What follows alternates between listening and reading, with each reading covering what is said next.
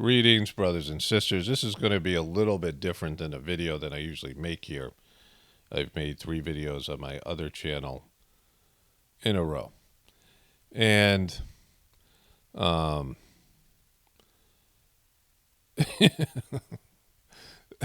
uh, I went to bed late last night, a little bit tired. It's Sunday morning here, October 8th. And so I got a flat earth comment from a flat earther. And I got another one yesterday, and I covered it at the end of my video. And then somebody responded to that comment, at least one, but this is one I read.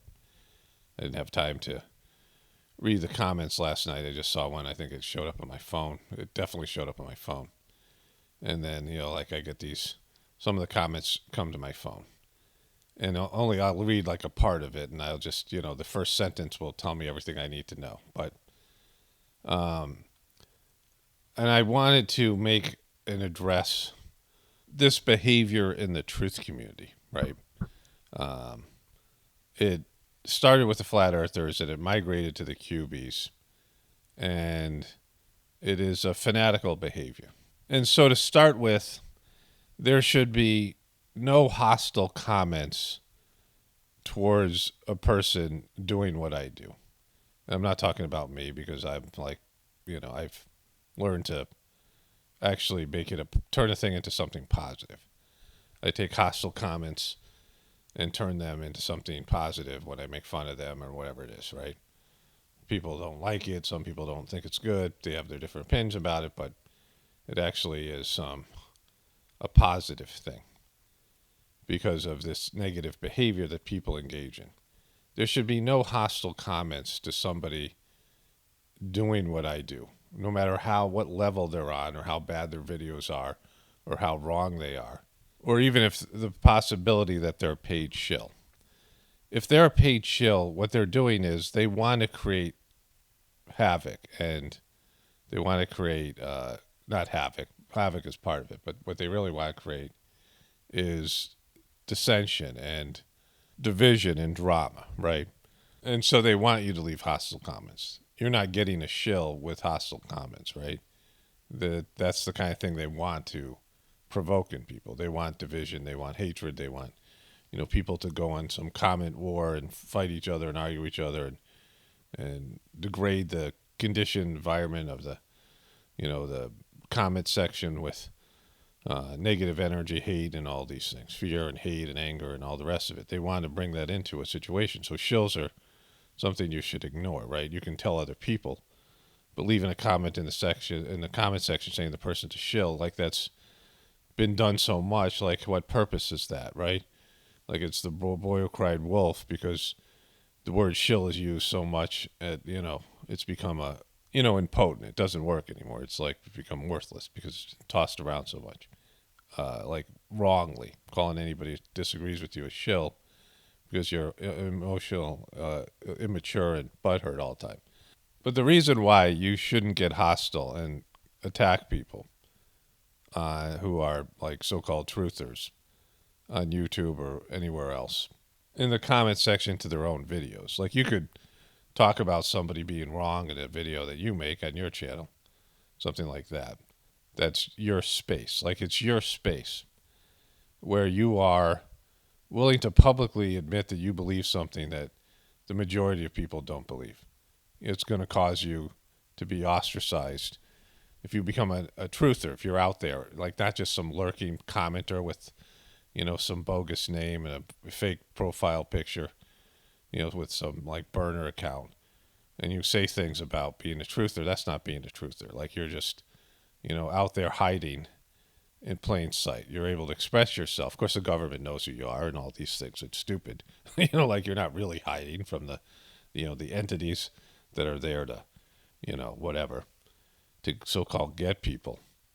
But there are people who are willing to stand up and even say their names and say things. And they might not be on the level you are. They might be wrong about things. They might not agree with everything you agree with, but they are doing something courageous in a sense.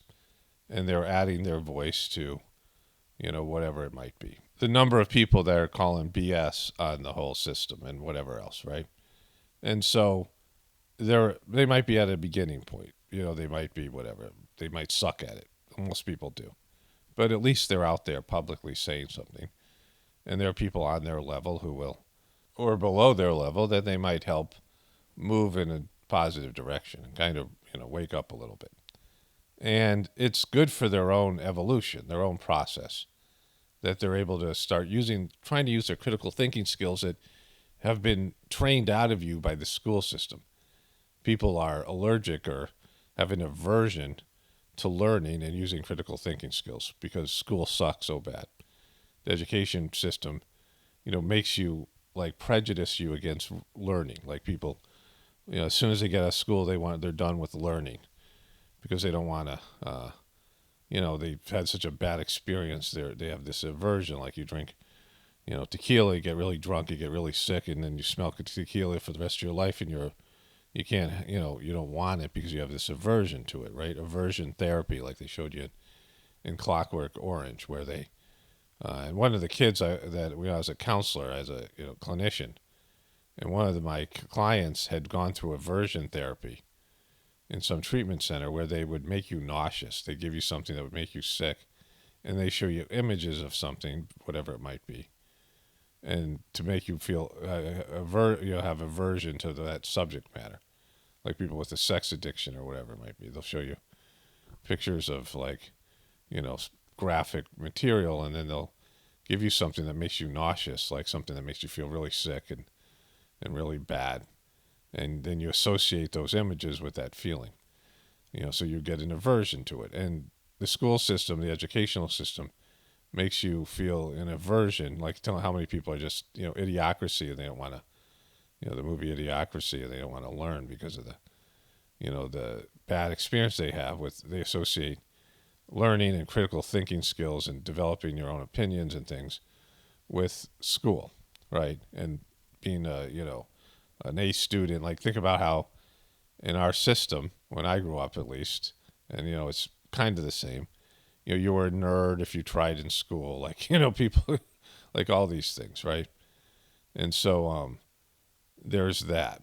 And so now people are starting to learn to use critical thinking skills and confront the official story, and they're probably going to suck at it. Most people are. Maybe they're not smart.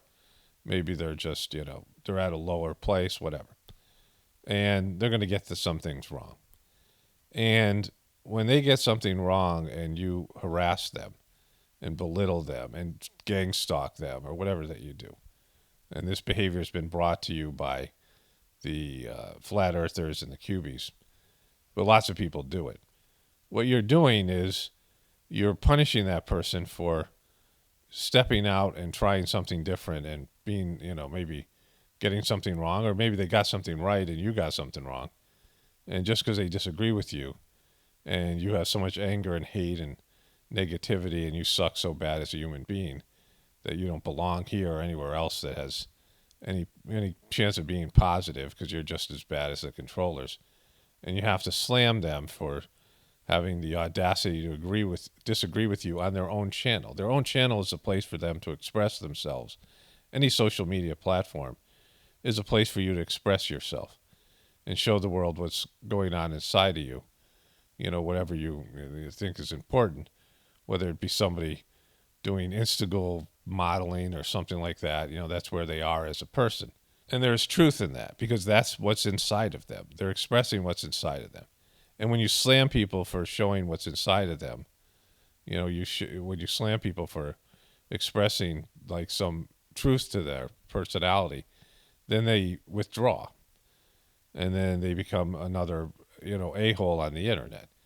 They maybe get cynical and bitter, and then they turn into somebody like you, a piece of crap like you, that's just out there venting hate and anger at other people. You have your own place to express things and show people what you are.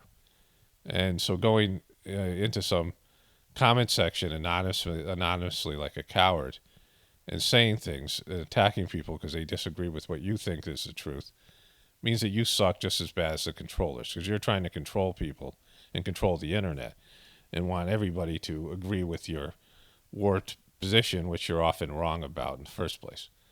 And you're a dick and a douche about it, and nobody likes you, and you're never going to be loved. you're unlovable and you're worthless as a human being. Because again, this is their place on social media, whether it be Facebook, whether it be whatever it is, like arguing with people on Facebook and telling them they're wrong. Like, you can do something gently.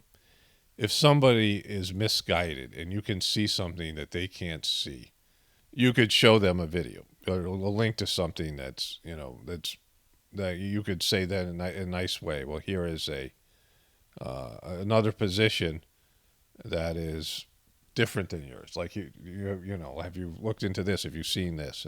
Have you listened to this person? And you can give the person a video link.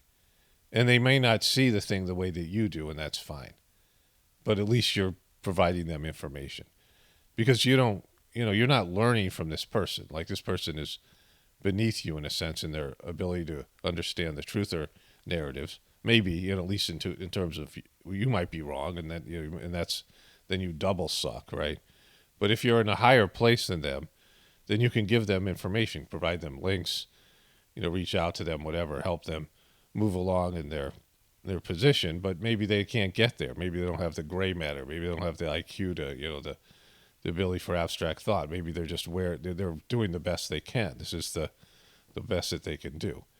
But any sort of hostile, demeaning, all these things that you do just shows you that you're a piece of shit, and that that you're venting and displaying yourself as a piece of shit, an anonymous piece of shit, right? Instead of trying to elevate somebody else, you're just talking down to them and being demeaning to them, right? On their space, right?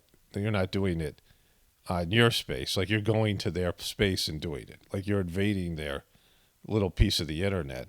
That's what these things are. This is my little piece of the internet, my 3 YouTube channels. I have a kind of some Facebook stuff.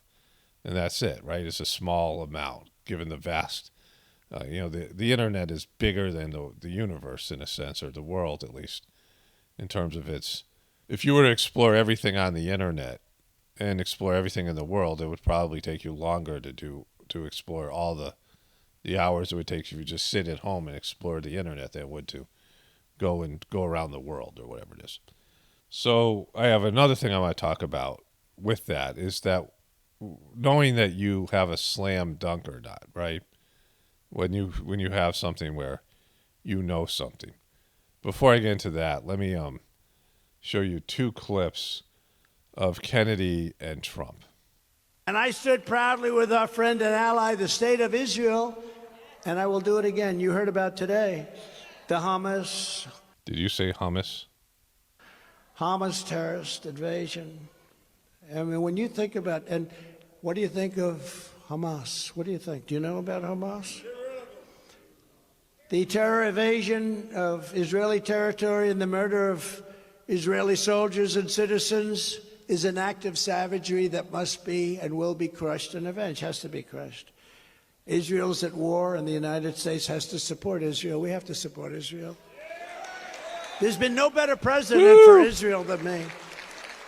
That's true. And nobody loves Israel more than the evangelical Christians, I will tell you that. This war happened for 2 reasons. The United States giving Iran $6 billion. How about that deal? We get 5 terrorists, they get 5 terrorists, or we get 5 prisoners, they get 5 prisoners. Call them whatever you want. 5 and 5, okay. I'm sure it wasn't a good... Okay, so I'll cover this tomorrow on my other channel. I'll talk about this more specifically, but there's something I want to talk about here to do with that. But let's go to this other guy running for president. This ignominious, unprovoked, and barbaric attack on Israel must be met with world condemnation and unequivocal support for the Jewish state's right to self-defense.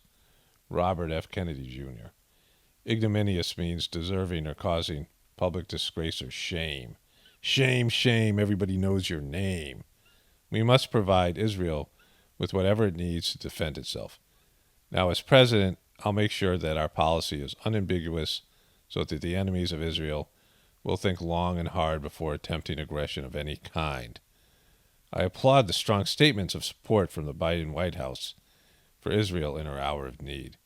However, the scale of these attacks means it's likely that Israel will need to wage a sustained military campaign to protect its citizens. Statements of our support are fine, but we must follow we must follow through with unwavering, resolute, and practical action. America must stand by our ally throughout this operation and beyond as it exercises its sovereign right to self-defense. Land grab. Okay, so I don't agree. I strongly disagree with both of these people. And it should kill anybody's support of Trump and really support for Kennedy because it's that egregious, which I talked about with Kennedy before. And Kennedy is, like I said, as close to a truther as you're going to get as a candidate. But this thing just destroys him. He just won't, whatever. But I'll cover that tomorrow on my other channel. That's that part of it. What I want to talk about here is Judeo-Christian connection. And before I get into that, and before I read the Flat Earth comment, the comment by the Flat Earther, I want to say this. As much as people think they know the truth about something, or that something's good or something's bad, or what they think they know about things, what I know about the Saj Marg meditation, the transmission and cleaning, and the services given in the system, and its ability to elevate somebody and transform somebody, the experience that I've had with it puts me on a different level of knowledge of that thing than most people have with their ideas about something or their feelings about something, or like their feelings about Christianity, for example, or their feelings about flat earth or the QBs, or truthers or vegans, or and these are all one kind of group, but just people's feelings about the truth in this thing, and their feeling about this subject matter, and about COVID, or about the bloop, or all these things, right?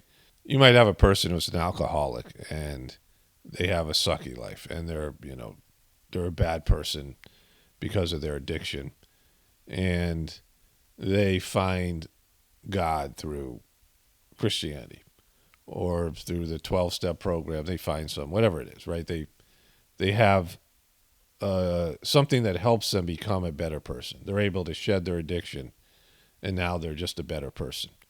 They're better than they were because of Christianity or 12-step program, or I don't know, any number of things, right?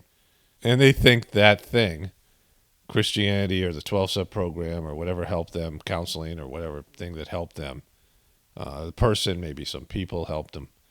They think those people or that thing is incredible, and they experience God on some level because of it. And they're elevated now. They've moved from a lower level of being an addict to being on, maybe a religious person, or whatever it is, whatever their new phase of life is. They've gone from one phase, one level, and they've graduated from that lower level to a higher level. And they, let's say it's Christianity for, because of just this whole thing. And they think Christianity is the greatest thing. They think it connected them to God, and what a wonderful thing it is. And it's true. Like, it is a wonderful thing because, the way that they're connecting with it, because it's not like all Christianity is great and all the aspects of religion. Most of it's negative. But, to some level, when it helps people go from a lower level to a higher level, where they're no longer a low-life addict, and now they're, taking a step into the, a religious pursuit, it's phenomenally better, right? It's taking a step to from something lower to something higher. And whatever helps you take that step, whatever helps you move from the lower to the higher is great. It's a good thing. It's a positive thing. And positive people that have helped you shed something and get, closer to your soul's path, right? And that's like only that step that is given, that transformation from being an addict to being a religious person, is infinitesimal to the amount of positive movement that you can experience in the Saj-Marg system. And I'm not talking about that in terms of theory. I'm talking about my experience with it, like what I was when I started doing Saj-Marg and what I became afterwards. And its ability to make you into, or help you become a more loving person is, like nothing else. Its ability to help somebody become more loving and connect with God's love on a level that can go deeper and deeper and become more and more profound in your experience. But even in the initial stages, it is it is a gigantic jump in your personal evolution and its ability to help connect you with your soul's path and help you find your true reason to be here. And it has the potential, the Sajmark method, what we call gratefulness, has the potential to transform humanity if humanity will participate. But given what's happened with the heartfulness debacle, and you guys who watch my journey series know what I'm talking about here, and so many people who were better at it, better at Sajmark, more committed, nicer people, whatever, than I am, but their inability to pass this test of the failure of the master of the system, the fall, the spiritual fall, because people have spiritual falls, which is something most people aren't aware of. Most saints, most higher developed souls rise up to a certain level, and then they get egotistical, and they forget about God. Whatever happens to them, they get tempted, whatever. They get overwhelmed by how sucky people are, and people are descending on them, needy, people, desperate people, and their desperation overwhelms the person, whatever it might be. They want to help people, and like that, they just can't do it because people suck so bad, the masses. And so, they fall. And that happened to Daji, the current master of the system. And, I've talked about that in depth on my journey series. So it hasn't dissuaded me about the greatness of the Sajmark system, but it has shown to me something that I already knew, that people suck and we have lower tendencies. People are always the problem. And no matter how good a system is, people will not utilize it. People will go to the lowest common denominator. And we see that in the truth community, right? Whatever good was in the truth community when, I was, part of the initial truthers, the first wave of truthers, and whatever, was pure and whatever potential was there, it has been, compromised and demonized by the beastly system and people's the lower human nature that people possess. But as much as I know how great the Sajmark system is, and I talk about here, whatever, occasionally, no matter how great it is, I talk about it in a way where, and I have this gratefulness, set up the Gratefulness YouTube channel, and I've been utilizing the sittings, and it's been great for me. Like, it's been a rejuvenation after the debacle of heartfulness. As much as it's the potential solution, it is the solution that is there for people, to connect people. The solution is always connecting people to God. That's the reason we're here. And again, I know this, but most people don't. And I talk about it, infrequently. I know, frequently on the channel, but not as much as I probably should. That there is a solution that's connect to God internally, and there's a system that is the best system that's, far above all these other systems in terms of, their ability to help you connect to God, because it's all it does through this transmission and cleaning. And you connecting to God and everyone connecting to God is the solution to this problem that I cover here and we talk about in the truth community. And so as much as I know that from experience, my own personal transformation, and the continued transformation, it's not like I've made it, right? But I've, tasted the goal. I've experienced the goal, which is one of the beautiful things about the system. And I've seen incredible transformation in ways that it's helped me become a higher developed person than I was before. And I've seen it in other people as well. But I only talk about it in a light way. And, I'm not all that into people doing it. Like, I don't care one way or another. I mean, I prefer they try it, but most people would just mess it up anyway and become a problem. Like, most people, based on what I've seen, they're a problem, and, they'll bring their problem to the thing, and they'll contaminate it in any way in terms of the community. I mean, what I saw with heartfulness and what I see, in just the internet and truth community, most people, when they join something, they make that thing worse because they themselves suck. And the cleaning process and the transmission in the Sajmark system, the gratefulness meditation, would help them with that, but they don't want to be helped with that. They want to suck. Most people want to suck.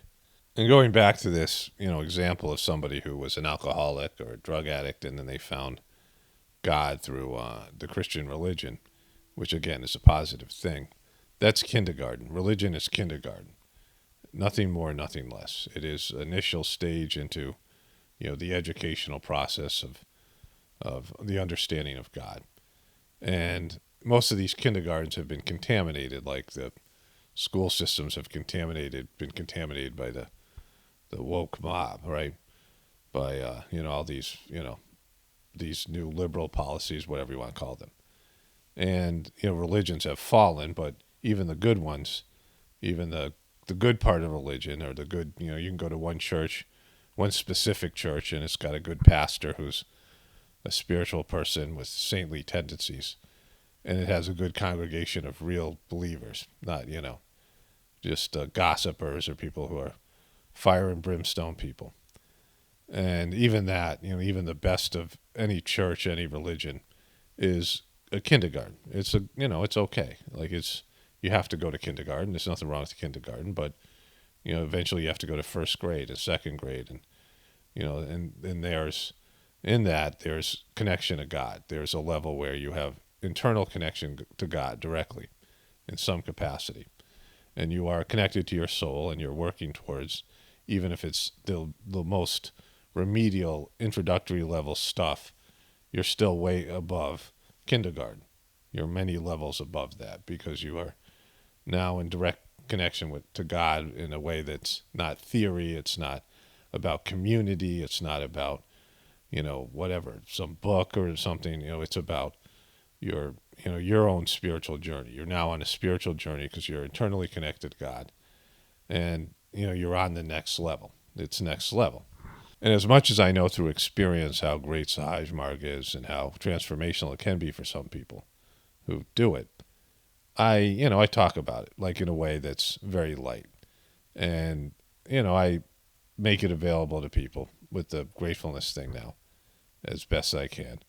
But it's up to them. Like that's all I'm going to do. And that's better, because I've seen what's happened in the past, with the people in the past, preceptors and the masters of the system, and who would go and just put out way too much effort for almost no effort by the practitioner themselves.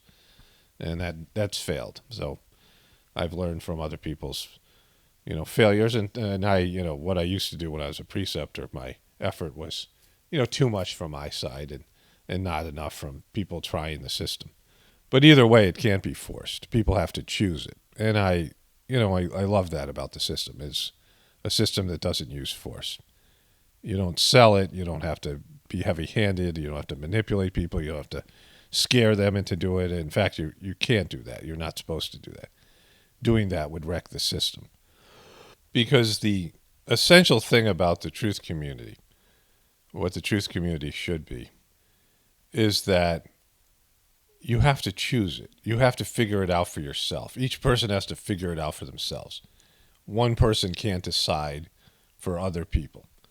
One person can't force even if they're so much more evolved and they're so much more ahead of everyone else in the truth community, you can't force it on somebody else. You can't force people to come up to your level using bribes and threats. One of the great things about the Reality at Dawn book that was written by the second master of the Sahaj Marg system, Babaji, is the first chapter called Religion. And a lot of it has to do with local religious practices in India, in the Hindu tradition, and to some extent the Muslim tradition, but it was for all religions. And he said the two weapons that are used by religion is fear and temptation.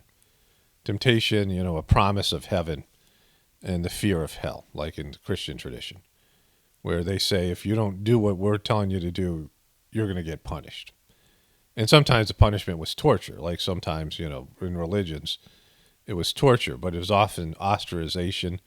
Like you go into these countries, and old-time Christian countries, it's different now, but how it was in the past, you would be ostracized. You would be, labeled a witch. You would be labeled a whatever. You would be, condemned in some way. At the very least, you would be going to hell, right? They would say you go to hell. And these missionaries would come into Aboriginal peoples, whatever they were doing, rituals, and say this is demonic. You're a heathen. You're going to hell because you're not doing Christianity, and then forcibly convert them. Beating Irish people and making them speak English because they need to conform to this belief because otherwise they believed they were saving these people and they weren't, because the religion is remedial. The Christian religion is kindergarten. It's not even, you can't guarantee heaven because it can't even teach appropriate behavior and freedom of choice in people's ability to, each person has to come to their own, godly pursuit, a godly path. You understand this? You should. Then there are the promises, the temptation, the, 70 virgins and a mule, like if you do the whatever you're going to do. Promising things that they can't promise because they're not going to deliver you heaven, and scaring you of a hell that they don't control, right? It's your decision. Like, you have to be right with God. You have to be going in the right direction. You have to be connected to God and doing what God wants you to do, doing what your soul sent you down here to do. Your soul created your body for a reason, and most people's egos have hijacked and are now going in the wrong direction, running their own game, and that's demonic. You're going against God's will. You're on the way to being a demon. That's the majority of people on earth haven't found their soul's path and aren't acting in accordance to the soul's intentions of why you came here in the first place. I mean, 99.9% of the people are going in the wrong direction. They're doing things that they're going to have to repair later on. They're going to have to clean off later on. They're accumulating some scars. They're doing, whatever. But as much as I know all this, and I can see what people are doing to themselves, like I see it all the time. I can see it in a comment. I can see it in a video. I can see it in the news, whatever. I can see it in, people going in the wrong direction. And I, get a sense of what it's going to take for them to reverse themselves in the future, and the price future versions of themselves is going to have to pay for their egos run amok, because of what I've suffered from past experiences and, past lives and even, things in this life. Like, I know it's a harsh cleaning. It's a harsh, payment that you have to endure for going against God's will. About 15 years ago, I saw this news story. There was a bridge, and a chunk of the cement of the bridge fell out. So it's just an open gap, and anybody driving over it was going to drop, 50 feet into the river and die or whatever it was, right? Like, the person was going to, they probably was going to slam into the other side. It was a significant amount of road that had fallen out that was, that it was, there's no way you could cross it, right? No matter how fast you were going. And this driver saw it. Like, he was driving in the other lanes, and he's like, holy boop. And he's like, stops. And he goes and he's starting to wave people down. And the first people that passed him were a car full of teenagers, and he's waving frantically at them. And they are beeping at him, giving him the finger. And they drove right over it, and it was like 5 of them in the car, whatever, 4 of them. And they're all dead. And they're all mocking him and laughing at him and, saying, look at this old fool. And he was trying to save their life, right? If it was me at this point in my life, of course, you don't know who's in the car, so you have to make more of an effort. But what I've seen is that people just want to drive off the cliff. They just what they do, the majority of people. And I'm, it's nothing I could do about it. So I don't go and talk about what I know, in terms of what I know as a solution in Sajmarg or how wrong people are. I don't go to the truthers channels and argue with them and tell them how much more I know than them and how wrong they are and how destructive they're being or self-destructive, because it's not my problem. Like, if it comes to my channel, which it has, brought to you by the flat earthers in this case, I'll address it here because of the breach in etiquette and the damage that they're doing to the truth community with this behavior, like going to people's personal spaces and attacking them. So let's get into the flat earth stuff here. So when the first people who I knew to be flat earthers commented to me in a nice way and said that there's a belief in the flat earth, and I had no idea. So this is 2015 or 16. And it was just sort of taking off. and they sent me a few videos, and I first commented and showed them the picture of it was like a, it wasn't a flat Earth. It was like it was Earth with mountains and Earth. And I'll get into that in a bit, but it was a big rock that was like flat on top, but like angled on the bottom, and that's the original belief was that the sun and the moon were rotating above the Earth, and when it was nighttime, the sun would be below the Earth, and it was daytime, it would be above. But we know now with time zones that the Earth gets a 24-hour dose of the sun, that it's always day somewhere on the Earth. And so that model sucked, and obviously it didn't work. And so they were coming up with a new model. And I, discussed it with them, and I asked them about it. And, they didn't really have any videos explaining the model, just some pictures. It's what you're going to be seeing here, because I have a whole, thing of compilation of this. And it's the sun and the Earth are spinning around what one person called, I asked, well, what are they spinning around? Like there's this idea the sun and the moon are spinning around like a mobile, like a baby's mobile above its crib, and it's spinning around. And I'm like, what is it spinning around? There's some kind of force. They don't believe in gravity, but there's some kind of force that's keeping it in orbit around something, right? They believe in orbit, just not the orbit that we have, right? In terms of the traditional round Earth model.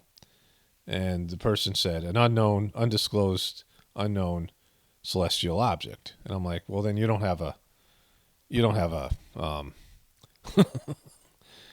a model. Like that's not a model, right? You don't have a working model to explain time zones and to explain. You don't even know what's keeping the sun and the Earth spinning around. And so what I said was a very logical thing, because over the next course of the next 3 or 4 years, when flat Earth became a big thing, I was bombarded with comments that were unprovoked on my part, because I wasn't talking about round Earth versus flat Earth. I was just talking about what I believed in. And if I said anything that hinted at that I didn't believe in flat Earth, people would say it's flat, and just these things. Firmament, right? All these things. And it was annoying. These people would come to my channel because I believed the moon landing was fake, and I made some videos about it and some other things. We had some shared beliefs. And the flat earthers just got everywhere. And then the same behavior that I'm talking about, and I talked about at the beginning of the video, where you go to people's channels and you bombard them and harass them. They would tell their friends, and their friends would come over, and they'd all drop comments without watching any of the videos, or, like just to harass somebody because they didn't believe what you believed. It's a bad behavior. It's anti-truth. It's a cancer. You're a cancer on truth, community, and humanity, because it's not the way you positively motivate people to consider your belief. But if they were thoughtful persons, they would thank me for what I said, because the fact that they don't have a working model, and most of them can't even explain the model of the flat Earth. It's a theory, right? It's not a fact. You can't say it's flat because you don't know it's flat, because you don't have a working theory. You don't even have you don't have anything. You have some information that people claim demonstrates that the Earth isn't round. But even if you disproved the round Earth model, that doesn't mean it's flat, right? Like, they're two different things. And so the flat thing comes from the Judeo-Christian crappy Old Testament. This is why I showed you the stuff to do with Trump and Israel and RFK Jr. in Israel. So many of these people claim to be hating Jewish people, but they're very Jewish themselves because of the Old Testament, right? Because they're connected to that Judeo-Christian religion. And the Bible is limited, even though the New Testament isn't that great. It's lower level stuff. And if you read stuff that's beyond that, and you have experiences that are beyond that, you realize, okay, this is not a bad book, but it's an introductory book, right? The Bible. The Old Testament sucks. It's not good at all. It shouldn't be, It blasphemes God, and I've explained that in past videos. But when I say in my videos that you don't have a working model, because that's true, and it's not a slam dunk, you don't have a slam dunk like you think you do, then you would stop leaving comments like it's flat, because you don't know. You would say, I believe it's flat, and you believe something else, and it's fine. But the flat earthers can't coexist with the round earthers. And I'm not talking about all flat earthers, but the ones that are most prevalent, they can't coexist with the round earthers in the truth community. So they have to say something all butthurt, all like, whatever it is. And they're just, they feel ostracized by society because of their, being flat earthers. Same thing with the cubies.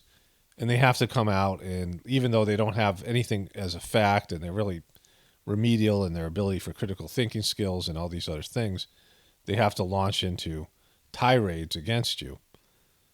And it sucks. And those of you who've experienced this with the cubies and the flat earthers, or you experience it with vegans or any number of people who think they are right and you're wrong, and they can't wait to tell you in an inappropriate way when you don't want to hear it, right?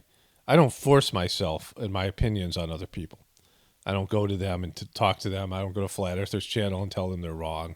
I don't go to, Christians channels and tell them how great Saj Marg is, or atheist channels and tell them what Saj Marg is the solution. I don't care. Like you have to find your path, and just don't bring it to my doorstep. Don't come here in my comment section and talk about it. Right? You don't agree with me, go somewhere else. You don't like it, you're butthurt, go somewhere else. I don't need your emotional baggage and your immaturity in these things. If that's the behaviors you're going to exhibit, I don't want you here. You're a hassle. You're a nightmare. You're a high maintenance person. You're a problem. You're a cancer. You're these things. And you're just going to plague whoever you're in contact with. I've made that position clear. Like, just based on your behavior, inability to tolerate that other people have different opinions than you. And you have to go to their place, their little piece of the internet, and slam them because you suck. Not because they suck, because you suck. Not because you're right and they're wrong, because you suck and you have things you have to work out inside yourself.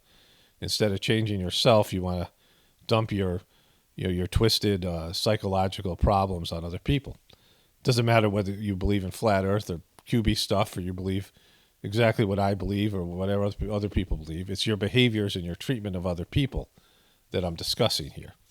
Not the beliefs, but how you go about expressing those beliefs and how you can't tolerate other people believing it. It's a big problem with your religion, you Christians, in John 3:16, which is wrong. We're all children of God. We all have the potential to connect to God without going through Jesus. That's a lie. That's not true. And again, I'm not going to your channel and Christian channel and saying that. I'm saying it here, my spot. You don't like it, you can leave, or you can tolerate it and disagree with me, but you don't have to tell me you disagree with me. I know what your position is. I know what John 3:16 means. I know what it means to you. You don't have to tell me about it. I don't agree with it. So what happened is I made a video, and I think it was here. I know it was here. And at the end of the video, I did a voiceover. And what I often do is I take a video that is similar to what I'm talking about, a video that has some, parts of the video that are what I'm going to talk about in a narrative, because I use two tools when I make videos. I have a ScreenFlow app, which I use to record me talking about a screen like I did when I showed you the clip of Trump and Kennedy. And then I have a recording app for Adobe Audition, and I record things and I put it in Premiere Pro and I make it into a video. And when I have an audio like this, I need to put something there, either a picture. Sometimes it's just one picture. I mean, I could leave it blank and you just see black and you just hear a voice, right? Because it's more like radio than it is. But, I might as well put some images in.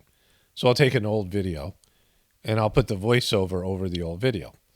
And at the end of the video, there was a picture of dawn, because I was talking about something to do with, gratefulness meditation, and, there's an association with dawn. And there's a picture of the sun. And so because of that, a butthurt flat earther, wrote me this comment. Let's see if I can find it here. Hopefully this is it. It's not that one. It's this one. Do you honestly believe, it's B-E and then capital L-I-E-V-E. And I covered this on my other channel yesterday. Do you honestly believe that yellow light is 95,000 million miles away? It's, I think, 93 is the actual number that is the number that they've put out there, either by astronomers or by NASA or whatever it is. But it had nothing to do with, the person's comment had nothing to do with my video. They made it all the way to the end of the video, because that's where the picture was. or maybe there was a maybe it was I don't know if it was one where I did the meditation. But anyways, it in the whole video it's about politics, other things. It had nothing to do with. I think it was on my other channel, but it had nothing to do with flat Earth. I wasn't talking about round Earth. I wasn't talking about the sun. I wasn't talking about any of these things. But this butthurt flat earther who knew I didn't believe in flat Earth, or I said things about the flat Earth community and the, all these things I said before, had to leave that comment, which was again inappropriate, socially inappropriate, and it had no place in the video. It had nothing to do with what I was saying, and I commented about it on my other video yesterday, which led another person to leave this comment, and the person said this. You defending round Earth is getting hilarious. Take a real good look at the full moon and reconcile it being 230,000 miles away. Yet it has an effect on the human behavior, has effect on plant growth. Those two orbs in the sky give all the life to this planet, in quotes. Hey, it says hey, but it means the person meant they. They are local to us. Now, both of these comments are exactly what I am talking about because they're speculative comments, right? They're this doesn't make sense comments. They're I don't believe that thing's 93,000 miles away. But they don't do anything to disprove or prove it, right? They have, maybe some people who try to do that. The theory, and, I don't know if it's 93,000 miles away or not. But even if it isn't, that doesn't mean the Earth is flat. Again, they could disprove the calculations, the mathematical calculations. I talked about how astronomy is math, and most people don't understand it, and I don't. I would not be able to understand how to figure out the distance of a star or distance of a planet or any of these things, right? But both these comments, the other one is about the moon. The other person saying it doesn't make sense that the moon and Earth that are responsible for so much, the moon's responsible for the tides and the other things, right? That they must be much closer than what they're saying. But they don't have any proof. And they don't have a working model. And yet they come in with such arrogance and hostility. Because it's like Cliff Clavin stuff, that character from Cheers who he's a mailman. He sits there and he knows a bunch of alleged facts, and he sits at the end of the bar and pontificates and nobody's listening to him, right? It's the Cliff Clavin effect. And it exists here in the truth community. And it's a lot of what we do. We don't have the ability to disprove the official story. But we look at it, we say, this doesn't make sense. This, this isn't, I don't believe this to be true. This looks like BS to me. And without the ability to prove it, it's just like, well, common sense and and the lack of credibility in the government and the mainstream media and things like this. But just because the mainstream media or the government or the official story or NASA says something doesn't mean it's a lie. Doesn't mean everything that they say is a lie. Just like if somebody lies to you, cheats on you, betrays you, doesn't mean that they do that all the time. I mean, that they're defining themselves to you as a liar, as a cheater, as a betrayer, someone untrustworthy. So you don't trust them anymore. And you don't know what the lie or the truth is. Like I said, reading the ingredients, the exhausted aspect of going through and having to read the ingredients all the time, right? And sometimes in the truth community, we're going to read the ingredients and we're going to come up with different interpretations of the data. We're going to see things differently. And you have to live with that. But flat earthers haven't been able to live with that. And so much so, you have your own little piece of the internet. And you can say whatever you say over there. I don't care. It's none of my business. It's you expressing your truth. If your truth is you believe the earth is flat, and like I said earlier, originally everyone thought it was flat. Because, to animals, it's not flat because it's contoured, all those things. But in terms of, this model, nobody would have thought it was a round ball spinning around the sun. Like nobody would have thought that. Just based in, the primitive application, the sun comes up, sun comes down. You would think the sun is rotating around the earth. When you look at the sun and its movement, you don't think the earth is spinning. You think the sun is rotating in an arc, not a line of some mobile, this bogus flat earth model, but just based in your perception. And so after a while, people were able to travel and realized that the sun was always present and other things were there, right? Other criteria, other things that they could see, the ships coming over the horizon, there's a last point of visibility when you look at the ocean. There's all these things that I've discussed that are evidence that to support the round Earth theory, right? The round Earth position. But in terms of what Sahajmar can do for you, the transmission and cleaning, the transformational effect, and you believing it's round or flat, like has almost no bearing on your existence. It doesn't really affect your existence. It's just what you personally believe, right? Like it's not like it's going to change anything in your existence other than like being in these two oppositional groups that became a divisive force in the truth community.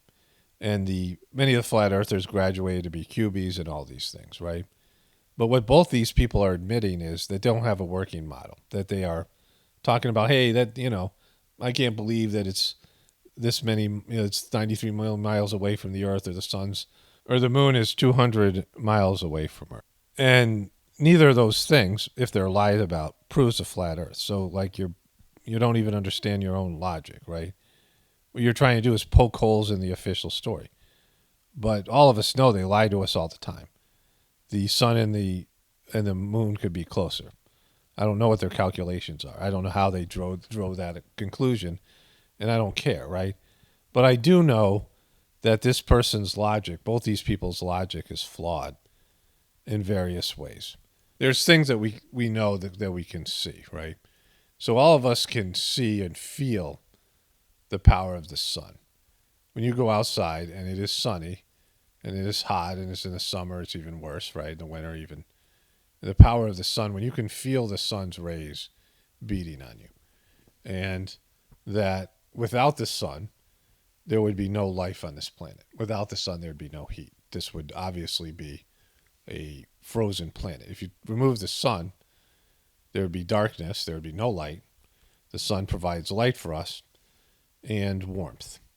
And without those two things, there would be no plants. There would be no life. There would be no anything. It would be a frozen, whatever you consider the Earth.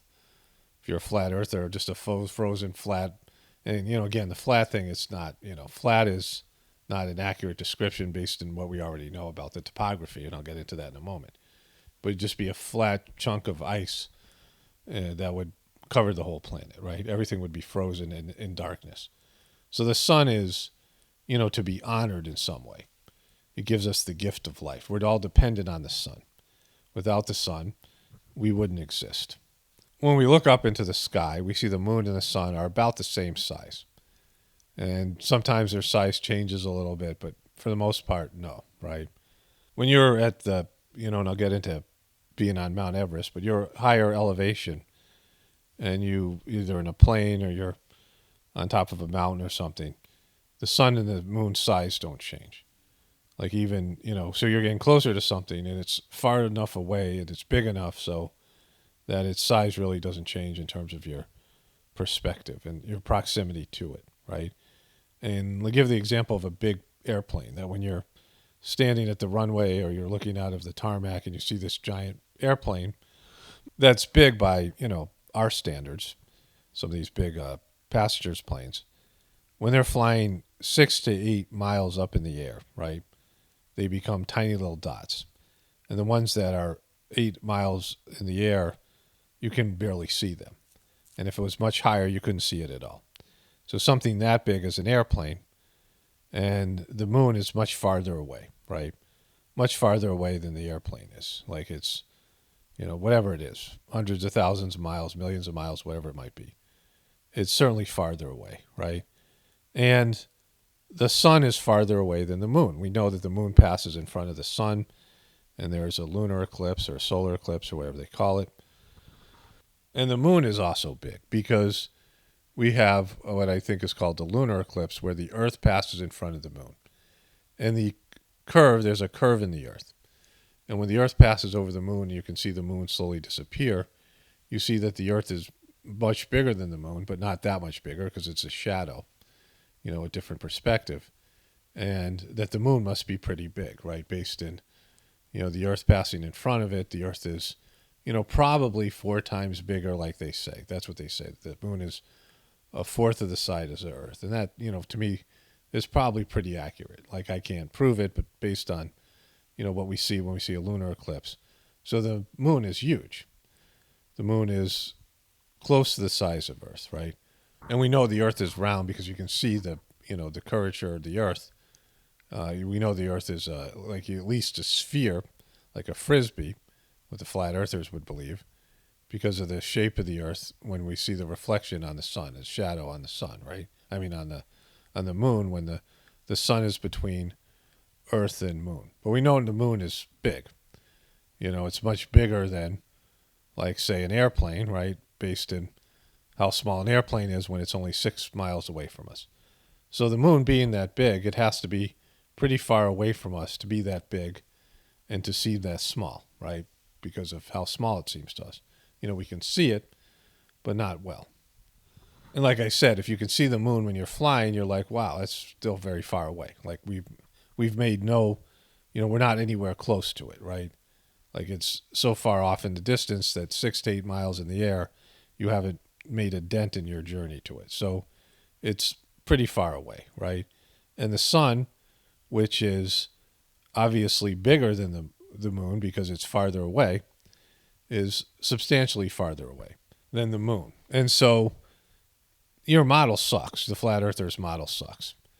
And again, it might not be 93 million miles away, but it's substantially away and substantially big and powerful because of the amount of light and heat it's able to deliver to us and keep the Earth alive, right? Keep the Earth warm.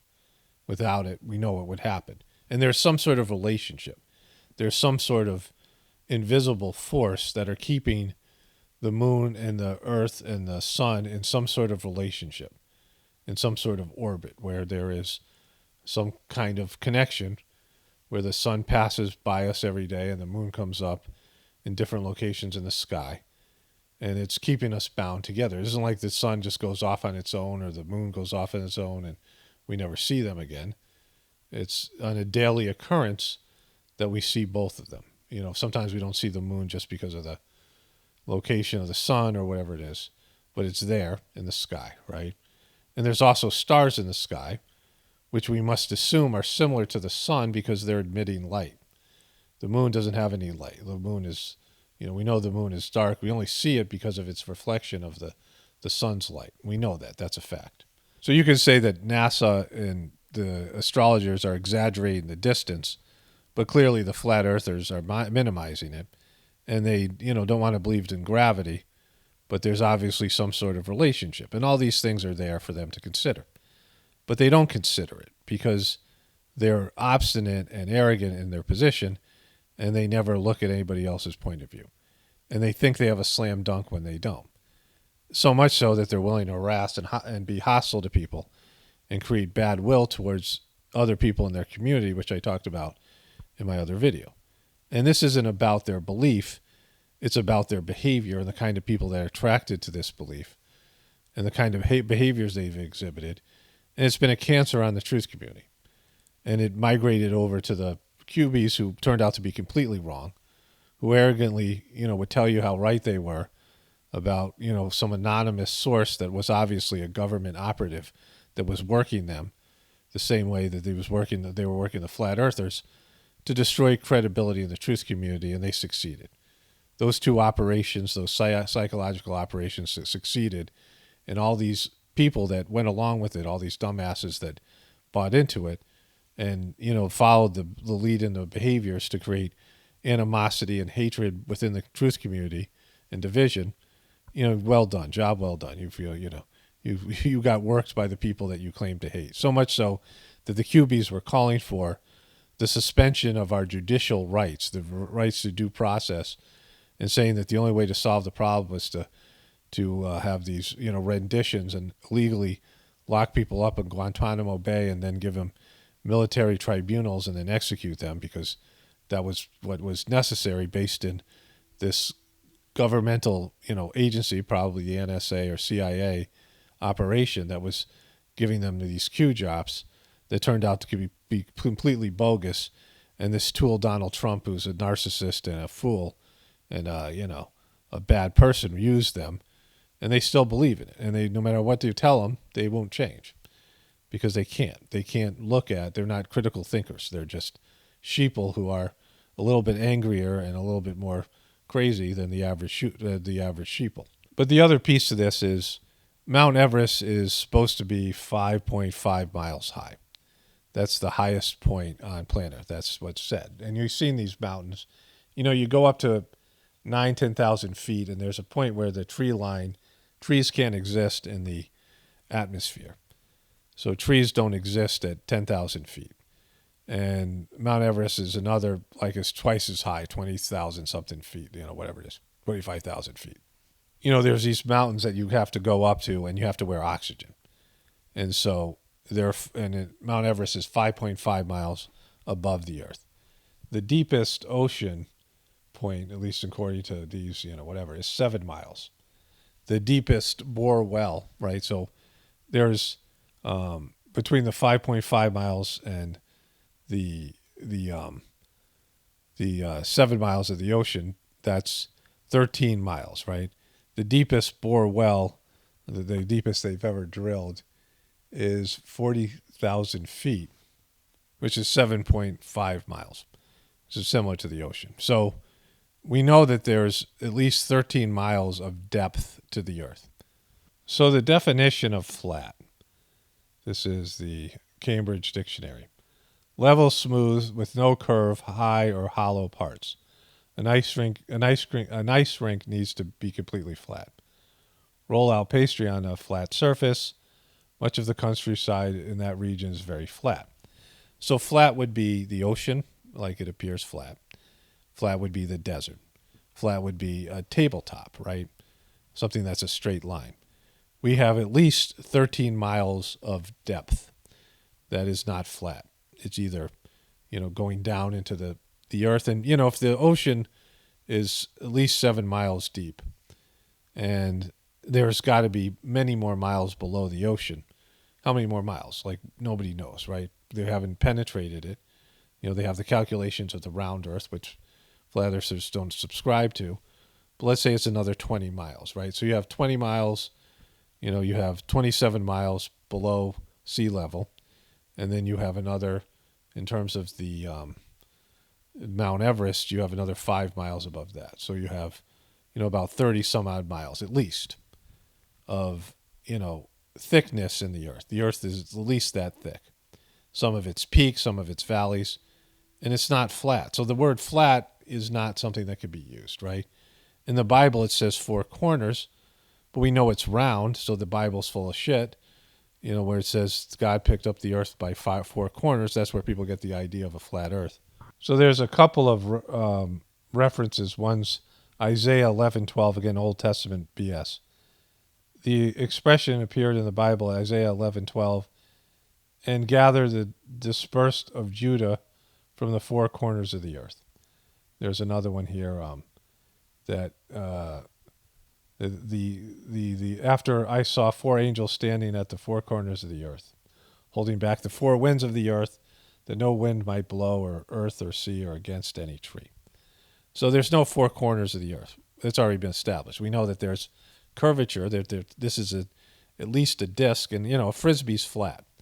This ain't flat, right? This is 30, 40 miles of, at least, it's many more than that, but that's at least that amount of depth to it that would make it not flat, right?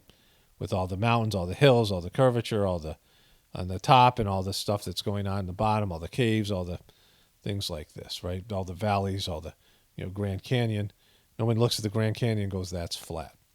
So the earth itself, we know is, it's round from its, when you look at the lunar eclipse, the Earth's shadow. It's at least a disk.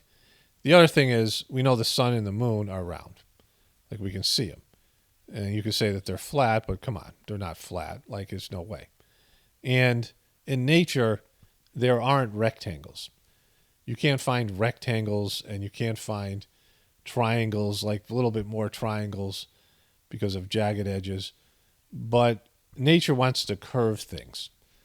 The wind, the rain, and things, usually turns things circular, right? Most things are round in nature. You don't have like straight lines so much. Of course, trees grow up straight, but eventually nature takes care of them, right? Things that have sharp edges get curved. Like if you have a long-standing, like say, brick building, after hundreds of years, the wind will take the edge off the corner off the brick building, right? And eventually the corner edges will be rounded. Like anything with sharp edges, with straight lines, ends up being changed in some way. Something will take a chunk out of it, something will, whatever it might be. Nature doesn't like straight lines, doesn't like rectangles, doesn't like things that are square. All these buildings that we have would eventually be, you'd find them being worn away and curved in some way, indented, these things. So it's more logical that anything that's like a comet or some kind of whatever the moon is, right? Moon is some physical object. The Earth is some physical object. That it would get rounded in some way, right? Maybe egg-shaped, maybe, not perfectly round. I mean, things aren't usually a perfect circle. Usually things are an ellipse in some way. But there's more round things than there are. Like, look at most rocks. Most rocks are rounded. You can take a rock and turn it into a cube and then throw it in an ocean, and you come back in 1,000 years, it's round, right? You throw a piece of glass into the ocean. I mean, sea glass is amazing, right? And after a while, it washes back up on the shore, and it's no longer sharp, right? You take a piece of glass that's got sharp edges on it, you step on it, you cut your foot, throw it into the ocean. I don't know how long it takes for it to wear down, but it does, and it becomes curved, right? It becomes rounded. It's no longer an object that's threatening. It's no longer an object that's going to hurt you if you step on it. It's, it's been curved, right? It's been unsharpened. So saying that the earth is flat is just out and out wrong, because we can look at it. We can see the mountains, the hills, the things like that. It's not flat. It's not flat, right? And all this, conjecture about the model being lied to about the model, sure, you could find ways that the official powers that be have gotten things wrong or out and out lied about it. I'm sure it's not all true. I'm sure everything about the round earth model isn't true. I'm sure everything that they tell you about astronomy is not true. NASA has been proven liars. Yeah, that's all true. The Bible is also full of lies. It's full of, human sacrifices and animal sacrifices and, God being a dick in the Old Testament. And it's full of things that just turned out to be wrong because it was made for primitive people. And it's been edited and warped for, religious gain. So religions lie too. Your religion's liars and your scientists are liars. They're both liars and they can't be trusted. But not everything they say is a lie. Not everything in the Bible is a lie. Not everything science says is a lie, right? And you don't have a slam dunk if you're a flat earther, so stop being a dick, right? Just realize it isn't helping you or your cause. It isn't helping the rest of us. It's just causing problems, but you never get it. You can't, these people will never get it, right? There'll be more stupid comments here because they just can't help themselves. They just can't help themselves, right? And it isn't about what you believe. It's what you are as a person, your way of interacting with other people, your way of not being able to deal with other people's beliefs. This is my YouTube channel. I get to believe whatever the fuck I want, right? I can say whatever the fuck I want here, given, the constraints of YouTube, which already is, censoring all of us and things like that. And so do I need to be censored by you as well, right? Because of your butthurtness? Like, that's the problem. That's what I was discussing in the beginning of this video. Not just me, but everybody. We're all under constraints from the official story. We all have, applied pressure to go along with the herd, right? We're all being pressured to go along with the herd every day. We all get told we're wrong by the system. We're all, whatever it is. We don't need to do it to each other. Like, it just doesn't need to be done. Like, you can do it on your own place. You can talk about how the other people suck, whatever. You watched a video, you didn't agree with the person, whatever it might be. But, to get into arguments with people and, that are completely unproductive because no one's changing their point of view, it just creates negative energy. It doesn't work. It hasn't worked, and it's, destroyed the truth community so much so that people are like, lots of people have left, lots of people have stopped putting out content, lots of people have just, because of the drama and the ugliness. And the flat earthers were the first weapon created by the NSA or the CIA or whoever it was to to do the damage, right? And then, like I said, graduated to the QBs and then became just an all-out drama fest. And, I mean, there it is. Like, and if you were a thinking person, a thoughtful person, you realize, hey, I don't have a slam dunk. Paul is right. We don't have a working model. We have a theory, and I'm going to believe in that theory, but it's just a theory. If it's just a theory, I've been kind of a dick to people because I don't really know. If I don't really know, then why am I going yelling it's flat at people or arguing with them on the internet? Because I don't really know. Maybe they don't know their thing either, and that's fine, whatever. But we just disagree about this one thing, and so why is it a big deal to me? Maybe I've been wasting years of my life doing something and proselytizing something, and I don't really have much of anything, right? Just some speculative ideals. The sun can't be that far away. Yeah, okay. That doesn't mean the earth is flat, bro. It's not flat. Like I said, it's not. It's got at least 40 miles of depth. At least, we know factually in terms of the idea of how deep the ocean is. And again, there's been sonar.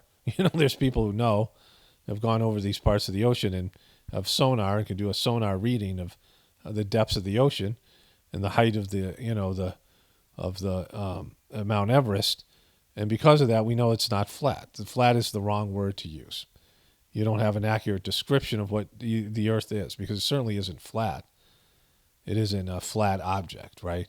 It's not a Frisbee just sitting there with a flat surface. It has, by definition, it's not flat, right? And so, why are you being such a dick, right? Like for no reason. I mean, this is, again, it's something the flat earthers are being used as an example here, but it's a problem in the truth community. Know when you're speculating, and if you're speculating, why are you upset when somebody questions your belief? When something, you hear somebody say something that questions your belief, right? Why do you get upset by it, right? But anyways, the thing that I do can be experienced. The transmission can be experienced. I did a short example of this before here. I acted as a conduit for transmission here on this channel, and then I did the same experiment on my other channel. I'm putting it in a Journey Series video as well, and then it's a standalone video on my Gratefulness meditation. A number of people said they've tried this over and over again, and they haven't been able to experience the transmission of the Sajmarg system, the Gratefulness meditation, but now they've experienced it through this experiment. So I'm going to put that experiment video at the end of this video, and you can try it if you want. Like I said, it's your choice. I just had one more thing to add here. I thought about it, and I was going to publish this video, and I was like, I left this out. But luckily, I forgot, and I was going to go back and put it in because, I'd get to a point where I just want to be done with the video. But luckily, I forgot to put the part of the video, the experiment at the end of it, like I said it was. So I had to render it again anyway. But anyways, the title of this video is going to be that's wrong. I got the wrong folder here. Is that the first law of Truth Club is your beliefs are your choice. And if you're going to be a truther, you have to get away from the idea that you get to control other people's beliefs, whether they're wrong or not, because that's what the controllers do. They're controlling your beliefs. They're trying to force their beliefs on you. And so the use of force can't be there. Each person has to come to terms with this on their own. It doesn't work otherwise. And no matter how much you might threaten or emotionally manipulate your loved ones or say, emotionally blackmail them to get them to try to be a truther, it doesn't work. You present the information to them, and they either accept it or they don't. And then you just live with it. And if that exists in the truth community, all the drama would disappear. You would express what you believe. And if people didn't agree with you, they didn't agree with you. And that'd be it. And if you didn't agree, you didn't have to say anything, or you didn't have to, argue with somebody. Oh, I want to debate you. Like, why? Why do you want to debate people? So you both can talk about what you believe, and neither one of you is going to listen. Well, then that's not a debate. That's not productive. It's just more drama and anger and all this, whatever it is. People don't go, oh, my God, you're right. When's the last time you heard somebody say that? There's a Brian Regan joke. I think I have a meme of it somewhere. If I do, I'll put it in right here. Hey, I saw something interesting today on social media. Somebody posted a very strong political opinion, and somebody replied, "Good point, I changed my mind."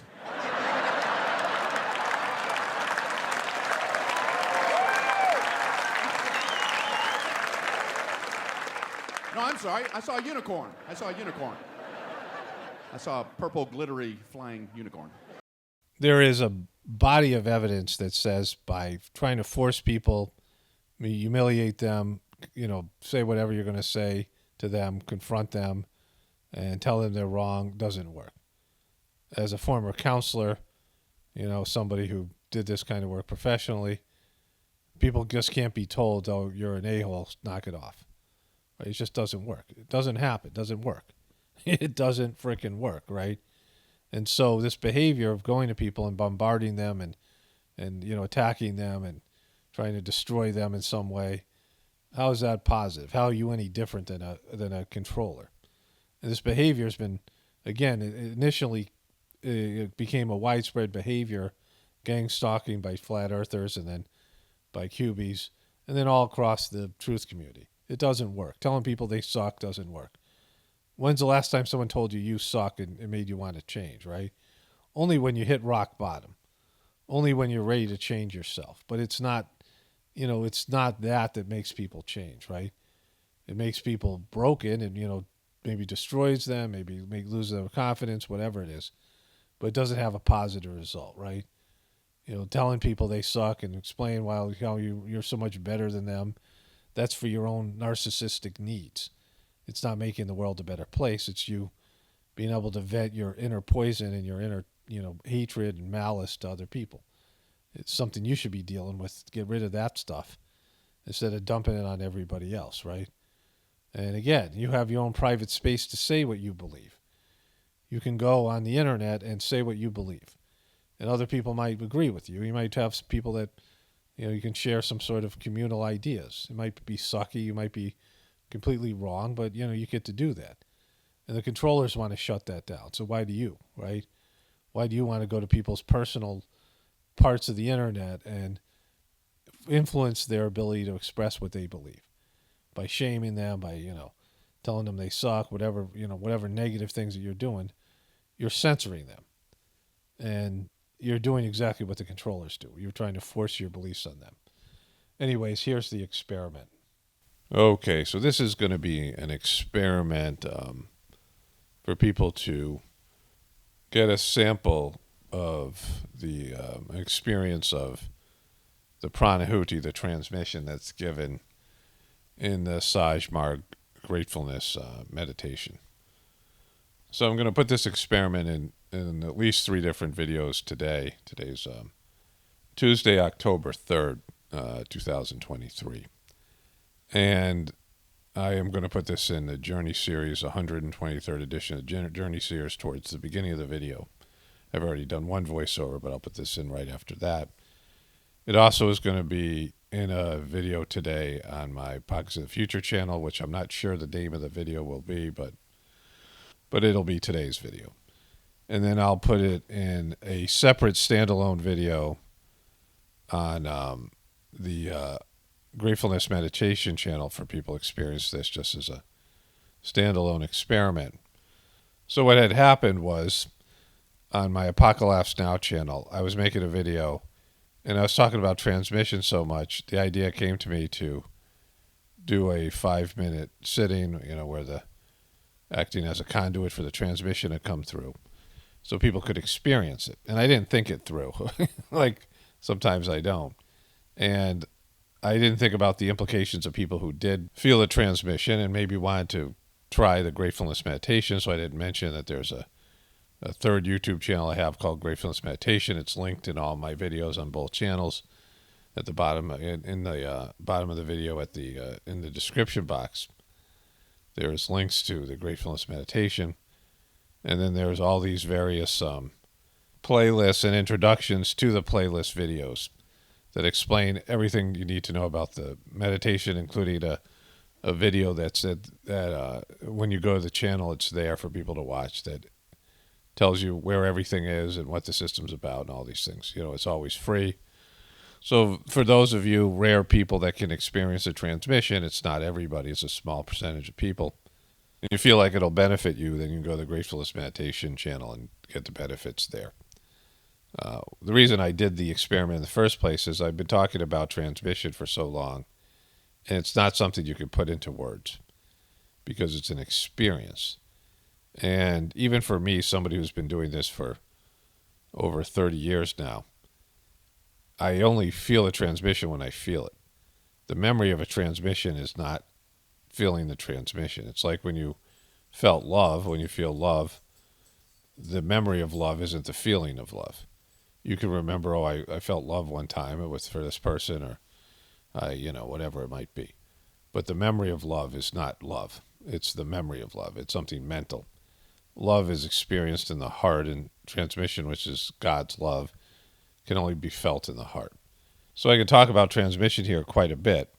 And, it sounds almost like pretend or imaginary because it happens on a subtle level, an energetic level. And unless you've experienced it, you don't know it's real.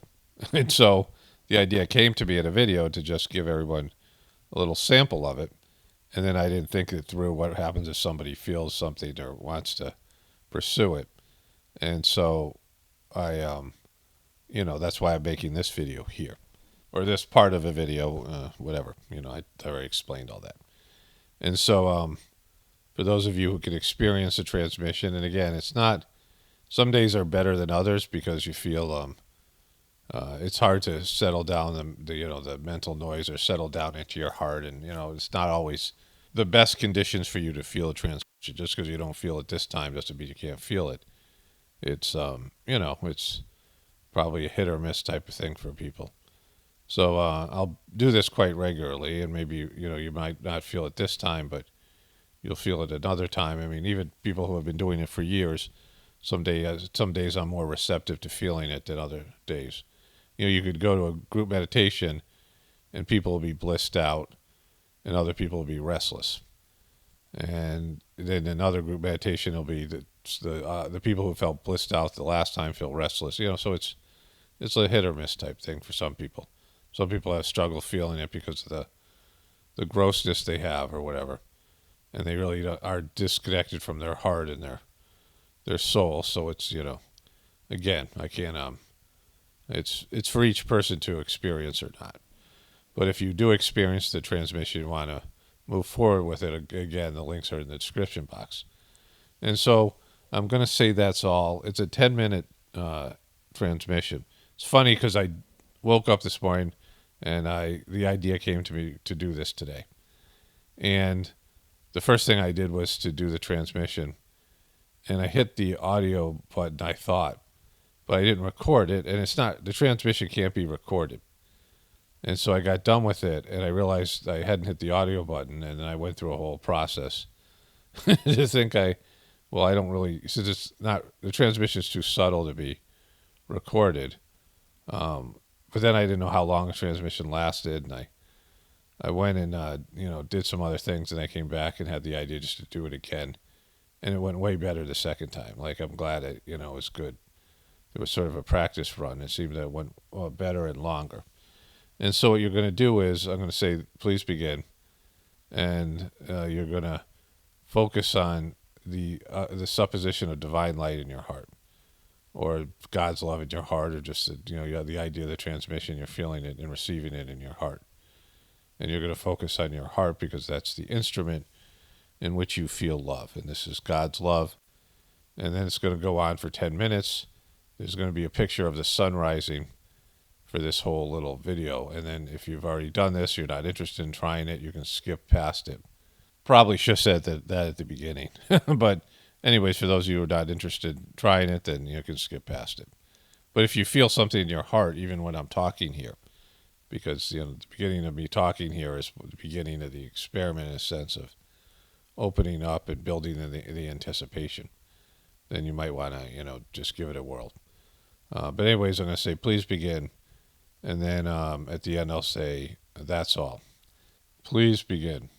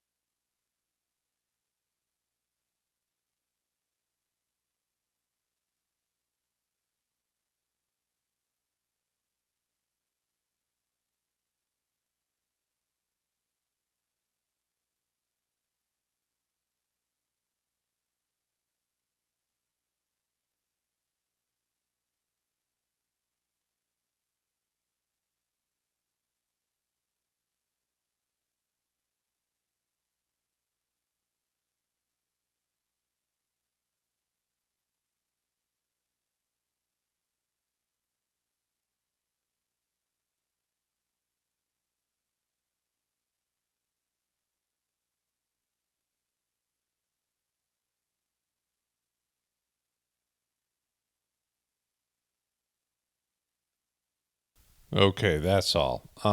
If you experience ads playing, I can't control that. This is even on my Gratefulness Meditation channel that's not monetized. Sometimes they run ads. So there's nothing I can do about that. For those of you who experience the transmission and like to pursue it, like I said, there's links in the description box of all my videos on, all my channels to the Gratefulness Meditation, or the two channels, Pockets of the Future and Apocalypse Now, to the Gratefulness Meditation. And you can go there and experience the various videos and information there, and the experiential sittings and things there. There's a video series, a playlist that's introduces you. It's 3 sittings on 3 separate days, and then there's other individual sittings, and of course there's a group meditation we do every Sunday, which I will, every Sunday we wake up and meditate for not more than an hour first thing in the morning on Sunday. Those are all things that are available. The videos, I don't make videos for the Sunday meditation, but it's just what people do. And there's videos about that. Also a playlist on my Pockets of the Future channel called the Gratefulness Meditation. And it has information before I made the separate channel. Okay, so this is the end of the experimental video here.